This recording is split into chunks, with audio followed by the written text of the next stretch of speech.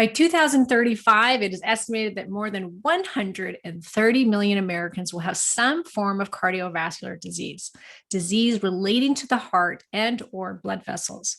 In 2018, there were approximately 720,000 first-time heart attacks and 335,000 recurrent heart attacks. In 2013 to 2014, the annual direct and indirect cost of heart disease and stroke in the United States was an estimated $329.7 billion. Despite all the latest technology, drugs, and surgeries, we are going the wrong direction. The cardiovascular system is our most commonly diseased system. And I have truly one of the best experts that you will find on this disease. Dr. Stephen Hussey is a chiropractor and functional medicine practitioner. He attained both his doctorate of chiropractic and master's in human nutrition and functional medicine from the University of Western States in Portland, Oregon. He is a health coach, speaker, and the author of 2 books on health: The Health Evolution, Why Understanding Evolution is the Key to Vibrant Health, and Understanding the Heart, Uncommon Insights to Our Most Commonly Diseased Organ. In addition to chiropractic, Dr. Hussey focuses on metabolic health and guides patients and clients from around the world back to health by using the latest research and health attaining strategies. So welcome, Dr. Stephen Hussey. Thanks for having me. I'm happy to be here. Yes. So I just finished his book, which is a hefty book, Stephen. So really, truly, I think this is probably one of the most detailed books on heart disease.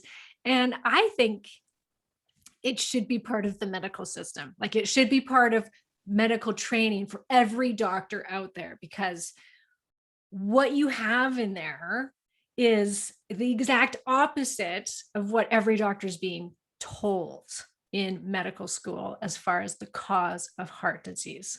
Would you not agree? Yeah. And, my interest in this is, stemmed from my own personal health journey, but and that's exactly what happened when I started to look into how best to prevent heart disease and what caused it. It was very contrary to what I had been told by, doctors growing up. And what I learned in my medical training, some of it, most of it, I'd say, was contrary to what I'd been taught. And so, I had all this information in my head and in various notes and books and things all around me. And I decided to start sharing it and put it together in a book. And I'm not going to sit here and say that, cardiology is wrong and cardiac researchers are wrong, but I do think that there's more to the puzzle, and I presented that in the book. And my dream is that for cardiologists and cardiac researchers to pick it up and just look at it and say, maybe I can incorporate this in some way, or think about things a little differently in some way that could further the science and medicine of heart disease. Mm-hmm. Now, you have a special interest in it because you were born with type 1 diabetes. So what does that have to do with heart disease? Not born, but at age 9, I was diagnosed with type 1. So I was born normal, so to speak, no health issues. But at age 9, I had a very, from age 2, I had asthma and allergies, and I used to break out in chronic hives, had IBS, irritable bowel syndrome, just lots of inflammatory conditions as a child, and ultimately ended up with autoimmune type 1 diabetes, where there was a lot of inflammation. My body got confused and attacked the cells that make insulin. So I no longer make insulin, which is very different than type 2 diabetes. Yes. And so without making insulin, I had to act like a pancreas and try and give myself insulin. And unfortunately, type 1 diabetics, because of the nature of the disease and because of how it's difficult to control blood sugars, trying to act like a pancreas yourself, are 2 to 4 times more likely to get heart disease of some sort during their lifetime. And so, once I, grew up and started paying attention to health, I realized that should be my focus, to try and prevent that kind of stuff. And so that's where this all stemmed from. And do you still, are you on insulin yourself every day still? Yeah. I have to be, since I don't make insulin, regardless of how good my lifestyle gets or how well I control it. I will need insulin the rest of my life, unless they come up with some cure or some kind of cure. And there are different types of type 1, because people may be familiar with people who use little to no insulin and they're type 1, but there's different types. There's MODY and there's LADA, and there's different types that are different. Or people sometimes can control them just with food, or sometimes they just need one little medication and it's fine. Lots of different types of them they're finding out now. But mine was definitely autoimmune, and since it's been such a long time, I don't make any more insulin. And do you have any theories, just out of curiosity, about why you were so sick and then what flipped that gene on for you to develop at age 9? Like, do you look back and be like, okay, this maybe came from my mom in utero, or toxins or vaccines, or do you have any theories behind that? Yeah, so I do think there's a small genetic component, and that is the epigenetic component, that, my genes, and my brother's also type 1. So we tend to have those genes that set us up for that. But what pulls the trigger is the environment. And so that is the things like, I ate a very standard American diet, did not pay attention to toxins, was fully vaccinated, was an anxious child. I would say that I wasn't, calm, cool, and collected as a child. I was kind of anxious, and who knows what I was exposed to, but the signals were given to my body that we needed inflammation. I suspect a vaccine, just because the idea of a vaccine is to increase antibodies to something. And now we have this epidemic of autoimmune diseases, but I can't pinpoint that. I can't say for sure. I don't think we ever will be able to. Yeah. So, but yeah, I mean, I was living that type of lifestyle. So I'm not surprised now looking back that that's what happened. But that's what it was. It was the things that triggered it. Not that I'm born with it or born with, like it was always going to happen or something. It was the environment we put my body in, Yeah. Not to go down the rabbit hole of anti-vaccine or anything like that, but I've just done a 2-part series on heavy metals.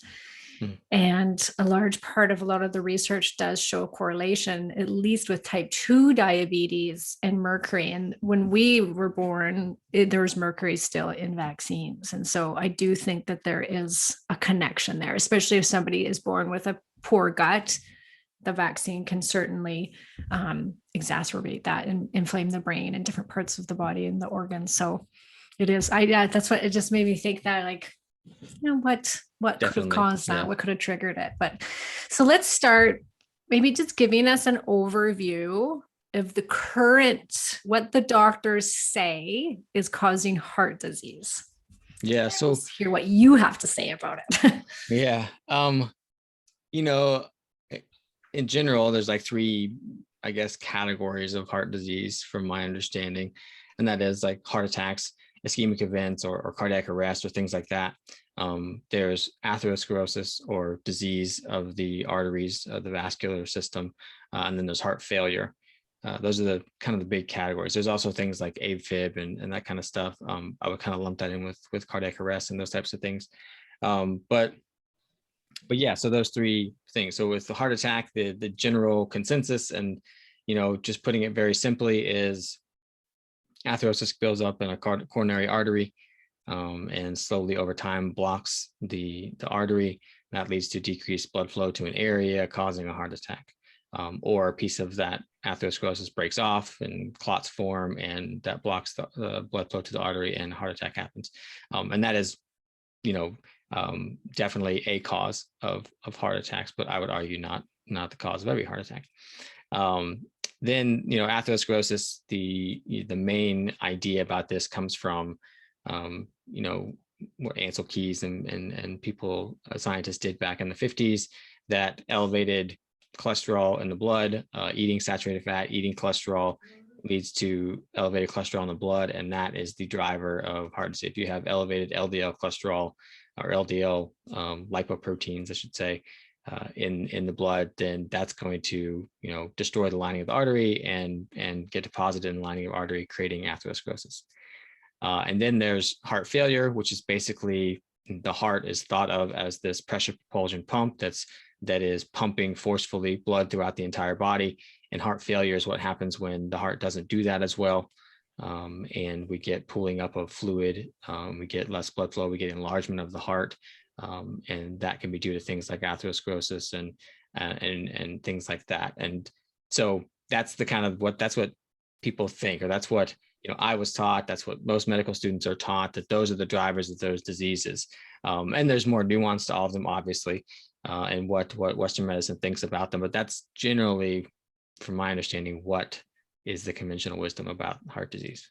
Mm-hmm. And you say in your book that they think that the best indicator for someone that is at risk for a heart attack is their LDL cholesterol. So what's the, Yes. So we're going to really dive into this, but just in general, what's actually happening? Like once you researched this, what were you actually seeing as this cause of heart disease?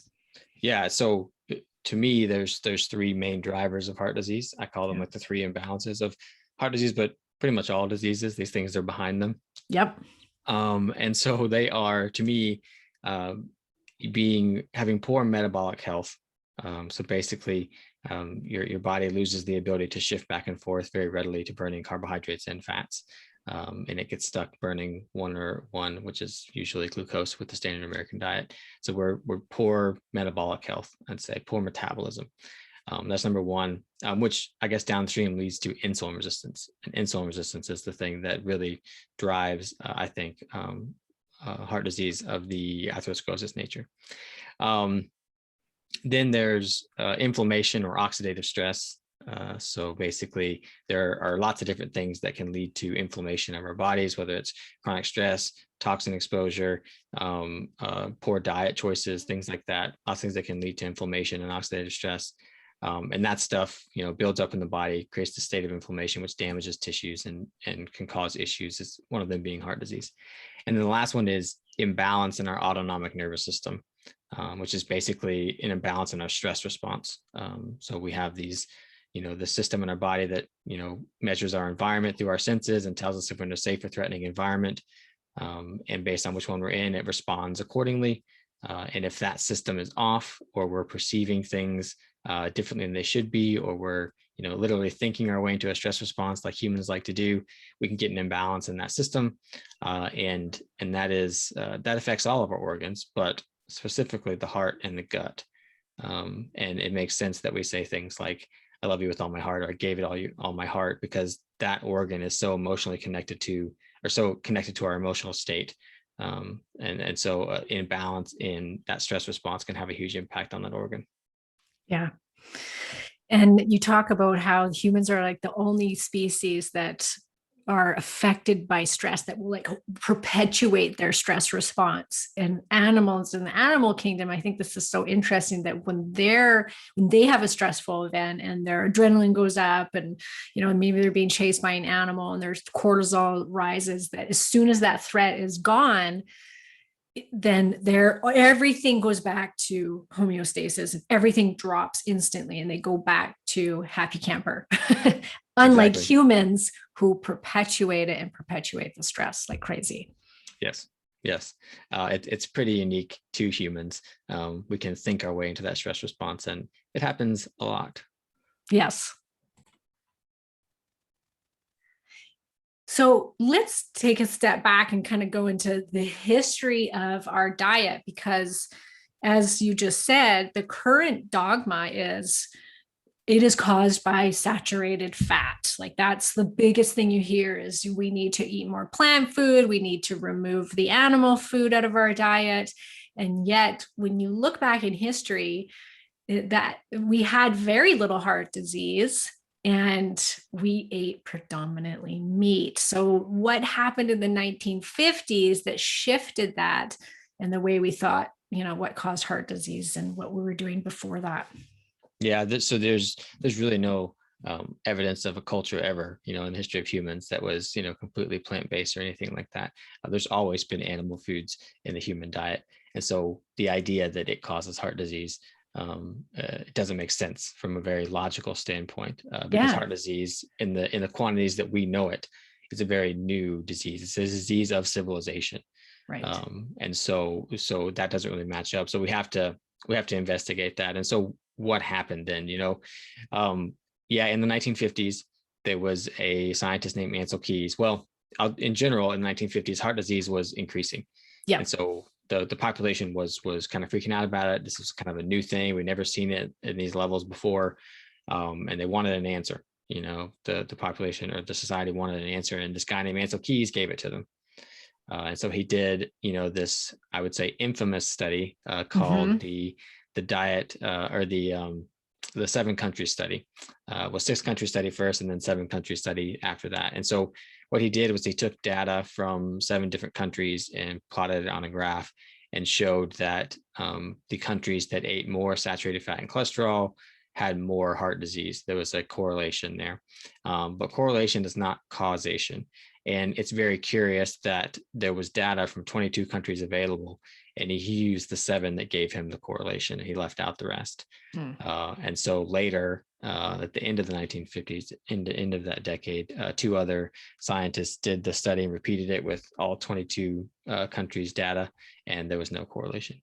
But so I guess it took off by that point. It was the mainstream message that higher saturated fat, higher cholesterol in the diet caused your cholesterol to go up in your blood, and that caused heart disease. And so it had already taken off. So it didn't matter what data came out after that. They were already committed to it. And you can, speculate that there was financial backing to that theory, and the many food companies wanted that to be the case. But very interestingly, there was a lot of studies done from the 50s to the 70s that tested that hypothesis. If we remove saturated fat and replace it with unsaturated fat, like vegetable oils and things like that, what happens? And all those studies, I think I talk about 3 or 4 of them in my book, all those studies show that the more unsaturated fat people ate, the higher rates of heart disease, the higher rates of all-cause mortality that people had. But there was some interesting, I guess they left out some data in some of those studies. They didn't publish them right away. They published them in small journals that nobody ever reads. So it's very questionable things that were happening there. But at the end of the day, a study like Ansel Keys first did is very associational. It can only show that there's an association between 2 things, but not that one causes the other. But again, it didn't matter at this point. The theory had taken off, and here we are today, still pushing back against that theory. But even as late as last year, 2020, there was an article that came out that basically said, when we look at all the evidence, the idea that saturated fat causes heart diseases, or the evidence for that is not really there. The theory has been overblown. All these different things, they're kind of backing out of it. But again, that doesn't make the headlines either. It's kind of quietly published somewhere, and the media doesn't really pick up on it or broadcast it. So it just makes you wonder what other types of things are holding that theory in place. Yeah. So, you talk about one study that says 9,423 men and women and the effects of them replacing saturated fat in their diet with vegetable oil high in unsaturated fat. The researchers wanted the study to show that saturated fat caused heart disease in their subjects and that unsaturated fat prevented it. They did not get the result they wanted. It showed the opposite. And for some reason, the paper wasn't published until over a decade later. Exactly. So there's somebody's driving this, isn't there? Like, what's going on? There's just one researcher that interviewed one of the lead authors of those studies, and they said, why didn't you get published? And they said, we didn't get the result we wanted. Which makes you wonder about research in general.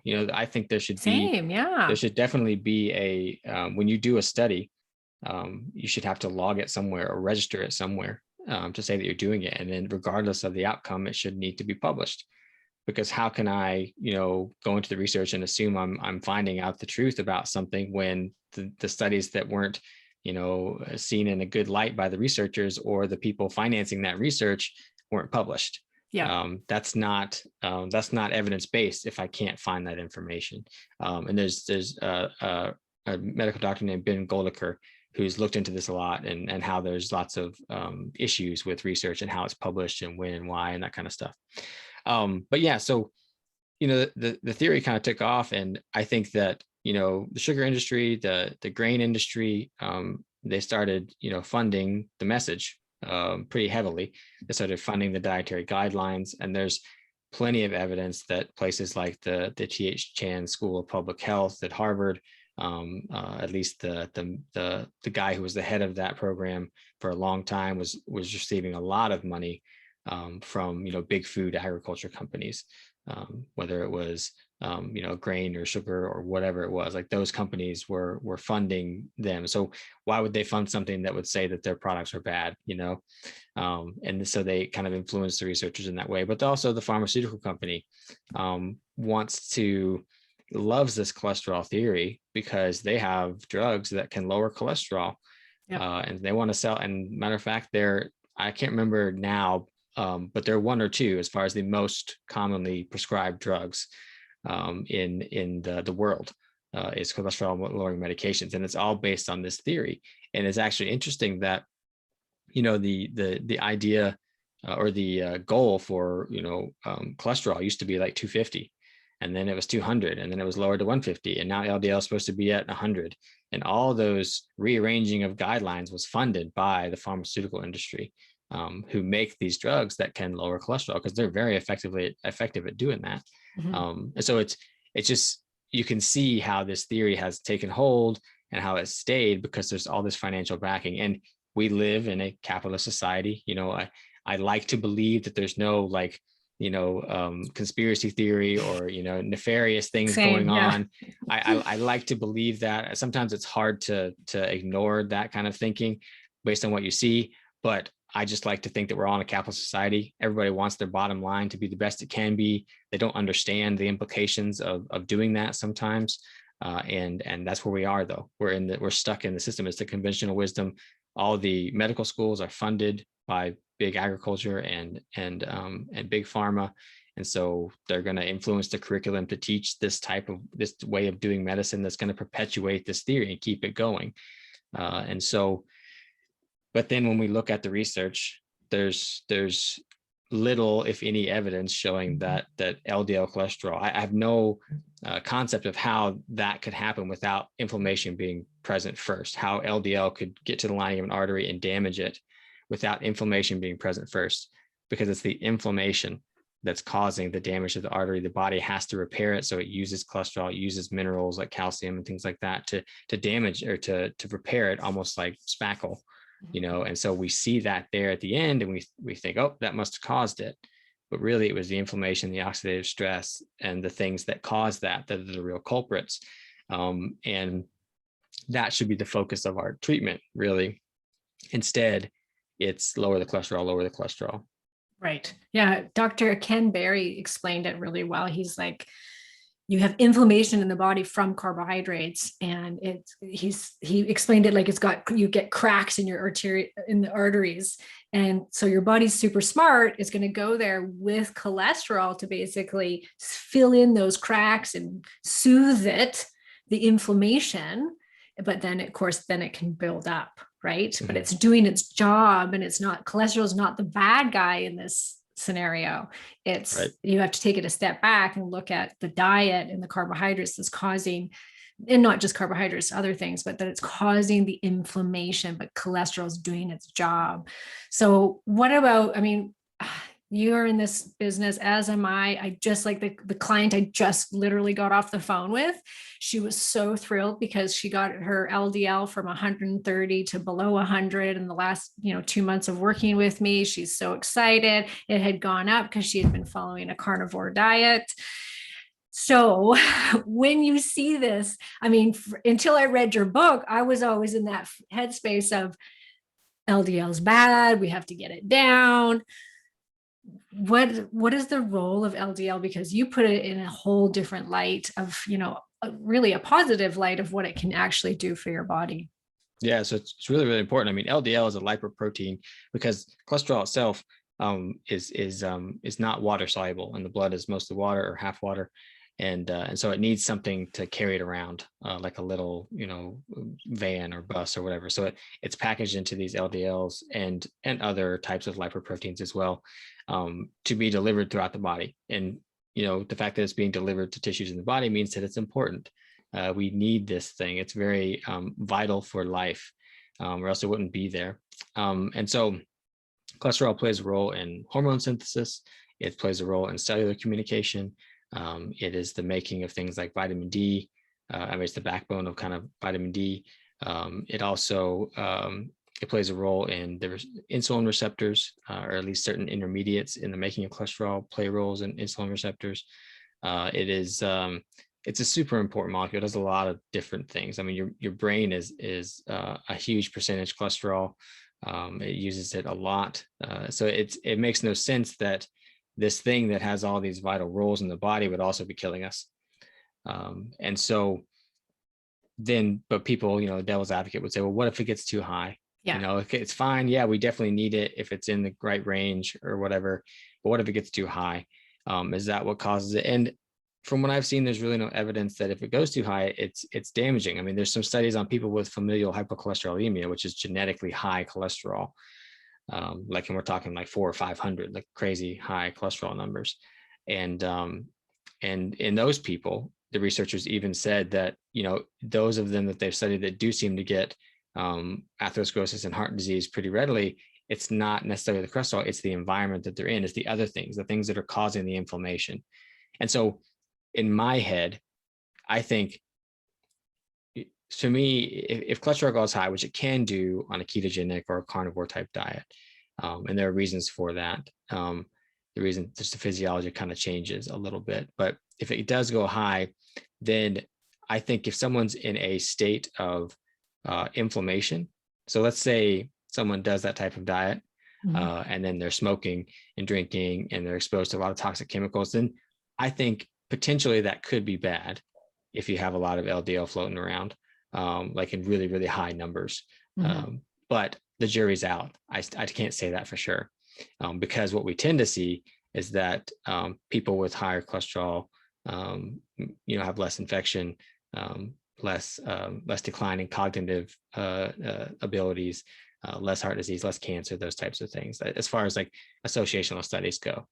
And so this type of diet, when people eat that type of diet and it makes the cholesterol go higher, as long as we have metabolic health, which that type of diet tends to create, then I am at this point, I can't say that it's bad for people. And matter of fact, I see people do better as far as health goes when those things happen. But we need more research, definitely. But as far as what we see now, and based on the fact that the normal, what was considered normal was 250 at one point, then and based on the fact that associational studies show that people with higher cholesterol live longer and have better quality of life as they age, then right now I don't see, especially if we can look at a blood work panel and someone, everything gets better, their health gets better, they feel more energy, they lose weight, they do all these things on these types of diets, but then their doctor says, oh, but look at this number, it's getting bad, over here. And it's just like, well, we're going to ignore everything else that's being positive because of one biomarker that is that we are taking out of context of the blood work, and that we it's one snapshot in time of someone's life, is that one when they took that blood work sample. It's also one tissue of the body, which is the blood. It's not giving us an idea of someone's overall health. We're seeing their health improve, and we're almost undermining that with this one single biomarker, right. Which is unfortunate, I think. So if LDL raises from following a healthier diet that's more low carb, animal based, so LDL goes up, that doesn't tell us though that it's actually building up in the arteries. Is that correct? Yeah, though that's definitely not the case. And there's a study that I'm very curious to come out, done by Dave Feldman and a few other scientists, that's going to tell us, I think, way more about that. And I, based on what I have seen, I don't think that higher LDL is going to cause more atherosclerosis or be associated with more atherosclerosis in these people. That's what we're going to see with that, but right now, all we see is that, yeah, LDL goes up, but people get dramatically healthier. Right. When or happens. it can, but isn't there the flip side? It can go up. And if they also have a lot of inflammation, they've got metabolic disease, they're obese, they've got type 2 diabetes, the combination. So it's not so much that like in somebody like that, then yes, the cholesterol is likely building in the arteries. Is that the flip side of it? Like that's where it Yeah, can kind of be but bad only, in yeah, someone only, like that yeah, not because with the that LDL profile. itself is triggering that, but because No, the inflammation is it's is triggering is the is LDL. causing the body to say, oh, we need to repair this, this Yeah. inflammation that's happening. And there's lots of LDL around, so maybe it more readily happens. Maybe, we don't know. Right. But generally people who are, do that type of diet are trying to improve their health. So they're not doing all those inflammatory things. Their metabolic health gets better. Their detoxification gets better. And so, and so, yeah, it's not necessarily going to be that problematic. Right.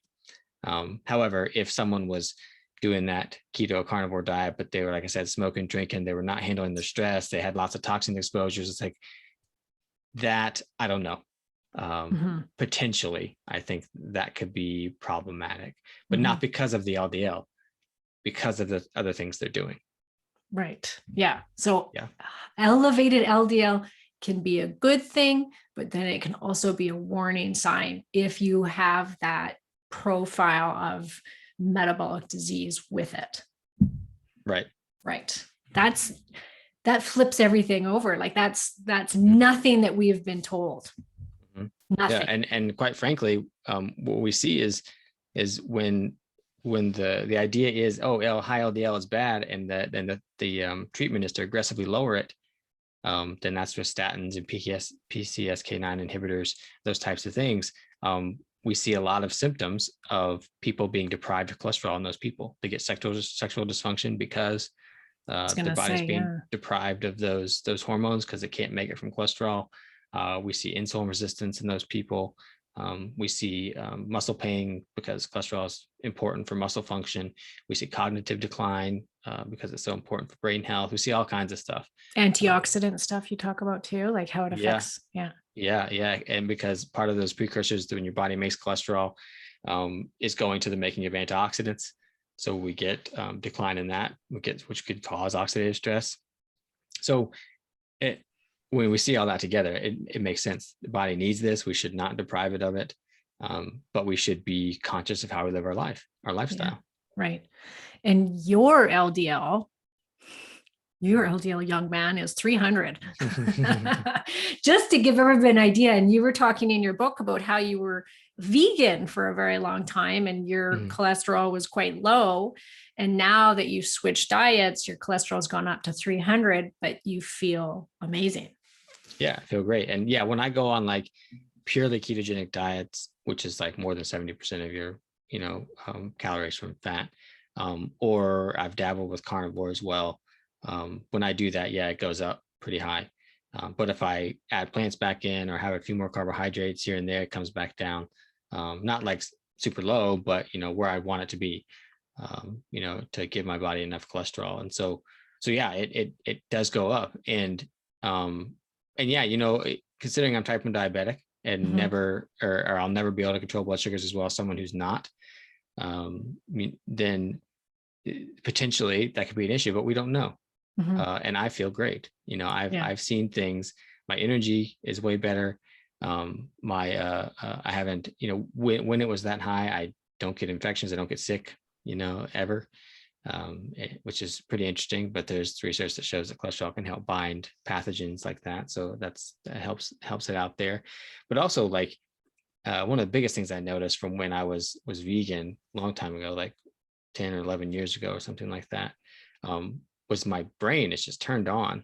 But back then, I can't believe that I was in school and trying to learn stuff with my brain like that, because now I just soak things out of books and I put it together with other things really well, and I just formulate theories and ideas, and it's just like my brain's on fire, in a good way, not like an inflammation way, so that is just direct feedback for me, whereas before it's just like I couldn't remember anything. I can't believe I passed school, doing that kind of stuff. So those are just direct feedback things that show the difference.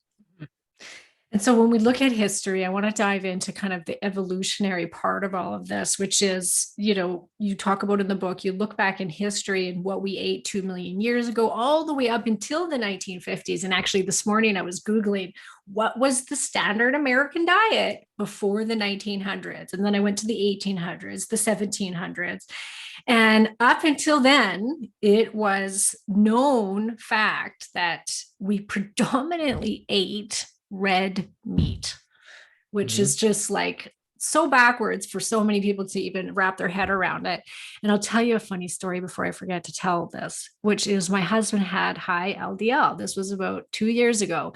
Comes home with his sheet of paper from the doctor, and it said, cut out all red meat and eat, skim milk, oats, which we're going to touch in on the fiber thing too, oats. And then one of the funniest thing was, low sugar cookie biscuits. This was from his doctor. Low sugar cookie biscuits was on the please eat more of those. Oh my God. Yeah, it's really, really backwards. Really backwards. As a type 1, I've, seen nutritionists when I was younger, and I got a book that listed pretty much every single fast food, item there was and all the restaurants everywhere. And it just told me the amount of carbohydrates, because that's what I was supposed to be concerned about is giving myself insulin for the carbohydrates. But it said, it's okay to eat those all you want. Just make sure you give yourself insulin for the carbohydrates. So just totally backwards. So it's just wrong. So when we look back at these studies, we see that we were predominantly eating red meat. We know that obesity rates weren't even tracked before the 1970s, I do believe. Like, we just had such a low obesity rate in North America. It was less than 4% of people were obese. So they didn't even track it. So we had hardly any obesity. Our diet, it said, you would wake up and you'd have a slab of ham with eggs, and things like chicken were actually considered kind of a high-end meat. So not a lot of people ate it. They would mostly go out and actually get easily hunted animals. They would do things like bear, deer, pheasants, like all of these like wild animals or they would raise their cows and their pigs, and this is what they ate. And I just think that that's so fascinating. And I just, like, you talk a lot about the role of ketones. And I just really want us to be really specific here, because I think when people hear, to follow a lower carb, more ketogenic diet and to really elevate those ketones is what's best, I really have come to the conclusion that the 2021 version of a ketogenic diet is not what we ate back then. We did not put MCT oil on everything and put it in our coffee and drink, heavy amounts of butter and cream. And we definitely had those in the diet, but it wasn't predominantly fat that we ate. The animals that we were hunting, you think about deer, buffalo, these were really lean animals that don't have a lot of fat on them. So it was more protein than it was fat. Would you not agree? I would. Yeah. So, and when someone comes to me and they're, I get their blood work and they're definitely have poor metabolic health, a low carb diet will definitely get them metabolically healthy quicker. But that's not the only way. Like a whole food diet is what's going to do it, Right. And if you think about a whole food diet, then yes, we're going to be eating a lot less carbohydrates, because we're only going to find it in, say, fruit or starchy vegetables and things like that, and not just gobs and gobs of processed carbohydrates. That's the real thing that's derailing us.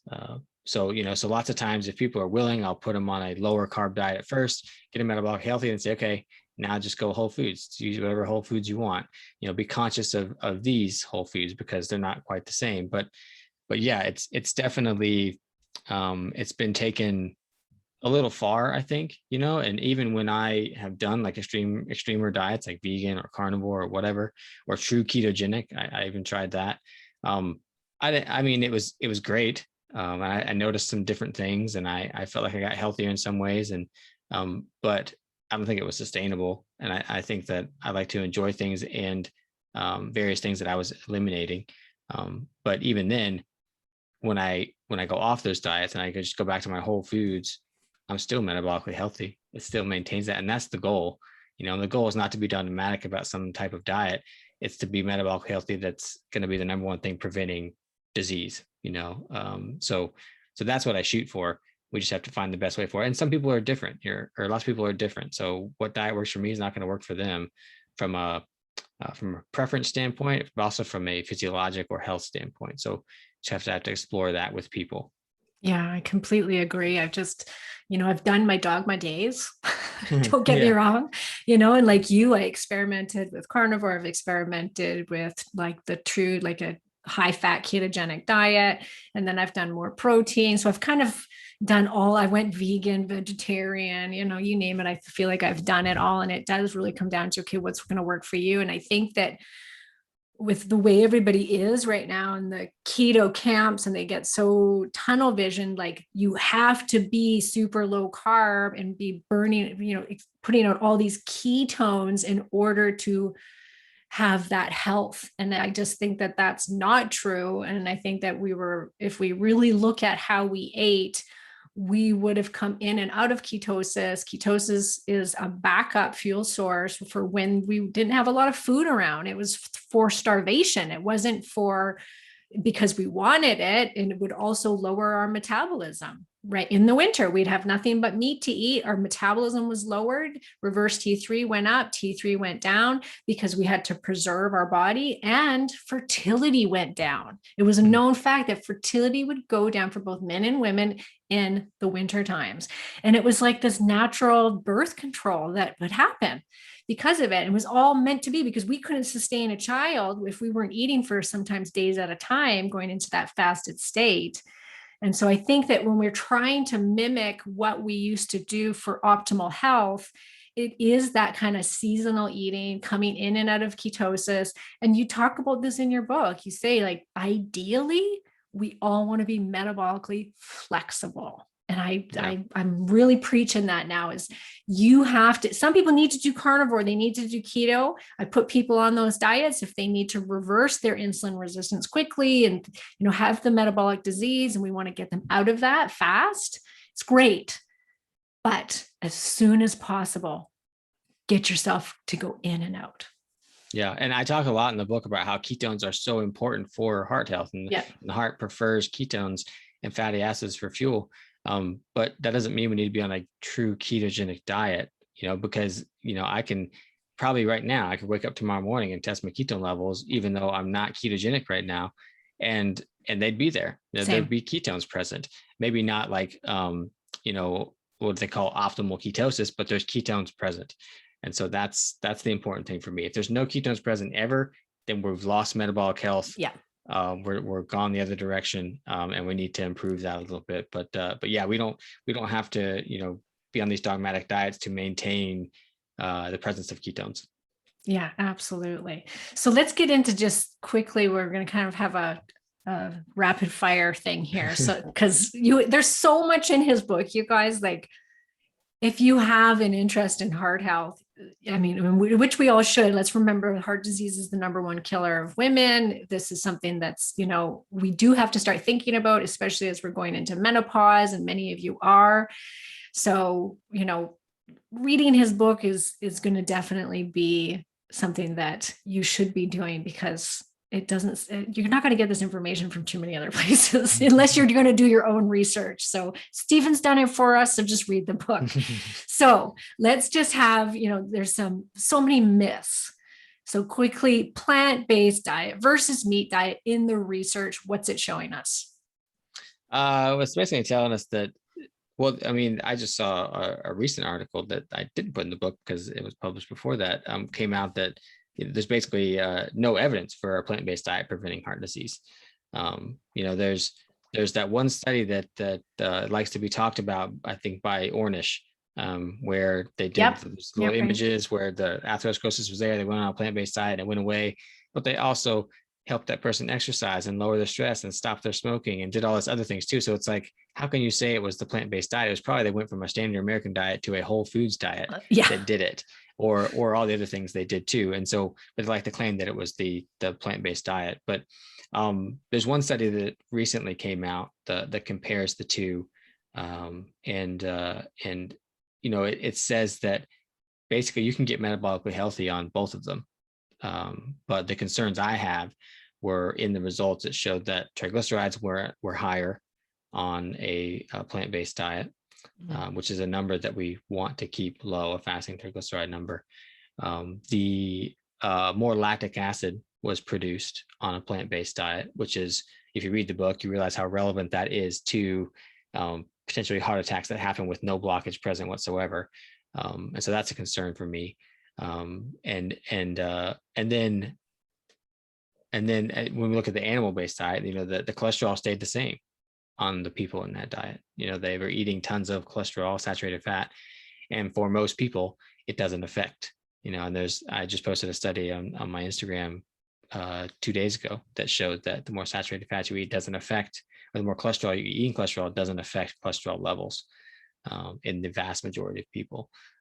So when you take those together, given the fact that, in my opinion, a plant-based diet is going to deprive you of nutrients over time, things like cholesterol, but also fat-soluble vitamins and collagen proteins and various things like that, then you don't have to center your whole diet around animal foods, but it needs to be a part of your diet for sure, because there are nutrients there that are very easy to abstain from getting animal foods. And then when we look at the research, it shows that, that we're going to be healthier long-term if we include animal foods in our diet.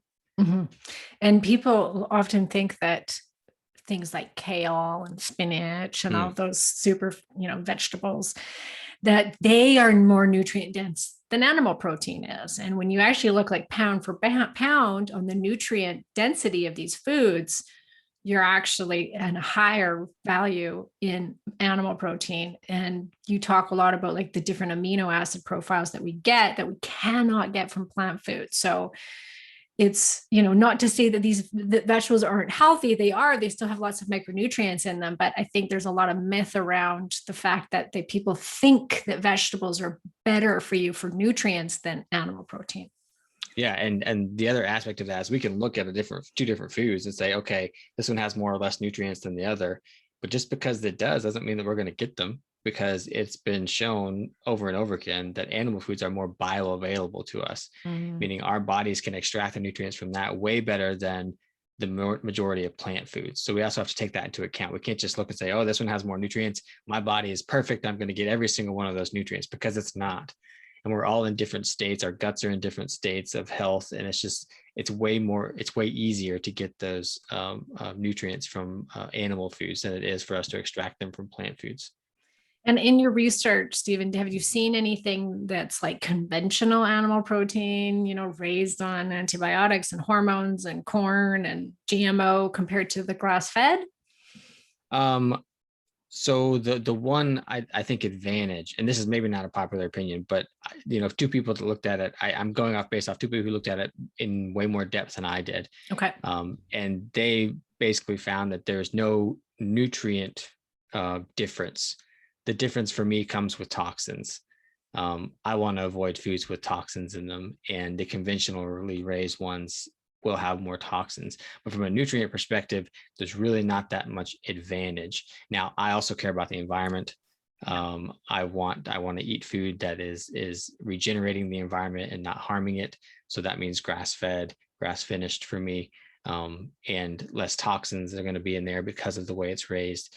But yeah, pound for pound, nutrient-wise, maybe some slight difference in amino or fatty acid profile, but other than that, not too much. Yeah, I think it was in yours. I think maybe it was an article I was reading last night. Do you talk about how when they look at conventional versus grass-fed, that the omega-3 and omega-6 profiles was actually not as different as they had once thought it was? Like, it was actually pretty close. Like, I think the grass-fed had a smidge more omega-3, but not substantial amounts. Right. Yeah. And he goes into the book really kind of, talking about the effects of, because he was once vegan, he was talking about like the animal cruelty, and he talks about how, you know, animals raised in the environment compared to raising, you know, growing grain, and what it's doing to our soils and what that's doing to our environment. It's a nice little comparison. So for those of you that are like, yeah, but what about the greenhouse gases, and what about this, and what about that, you really do a good job at kind of going through each of those questions and telling people the truth about what's actually happening there.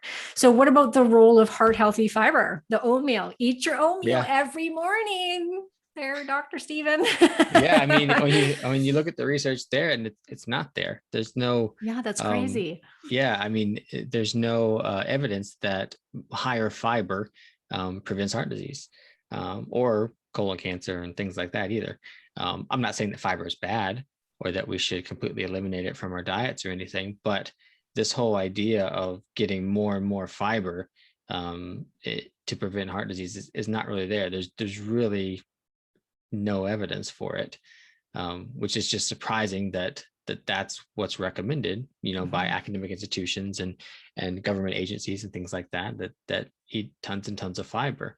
And there's even some evidence that suggests that it can interfere with nutrient absorption if there's, you know, too much around. And for a lot of people, it causes a lot of issues, like microbiome wise. It could be the worst thing to put in their gut based on their microbiome. So yeah, it's not this miracle thing that we've been told. But again, it's not evil either.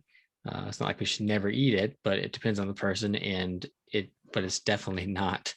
I don't think it's a key part in preventing heart disease. No. And it's like people literally, and I know there's so many of you listening that are probably still in this camp, and I'm sorry to say this to you, but the whole like Cheerios and Fiber One, and they all say heart healthy on the front, and their oatmeal's heart healthy. And it's like, no, don't believe this propaganda that you're seeing written all over these Cheerio boxes, which those are bad for you. We don't have a place in our diet for that.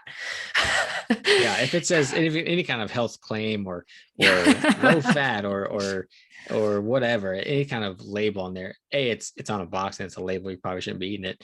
But B, those claims are propaganda and marketing. Yeah, my husband said when I was talking to him about your book this morning, and he's like, I can't believe that margarine is still on the shelf. And I'm like, yeah. Oh, and so many people in the grocery store have that big tub of better than butter margarine, big massive tubs in their grocery, and they think they're doing themselves a service. And I'm like, oh my gosh, if you had any idea what you're doing to yourself.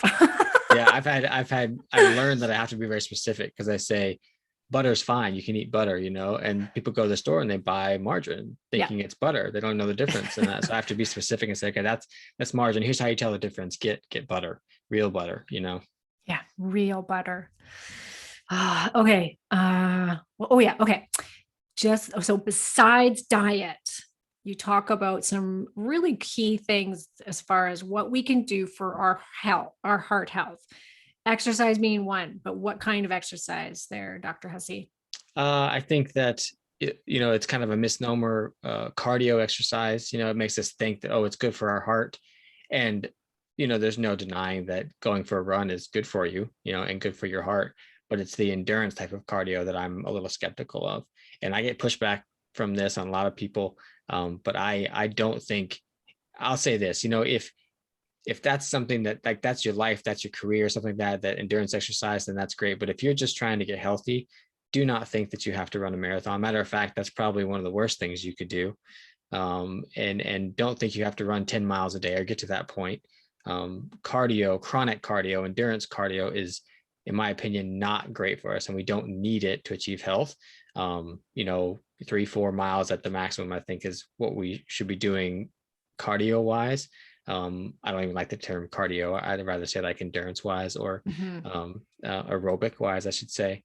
But I think that better forms of exercise are like strength training and interval training, or even some high intensity interval training that can really boost the amount of mitochondria in our bodies, because those are the little powerhouses that are going to keep our metabolism going And so the more we have of those, the better chance we have of being metabolically healthy.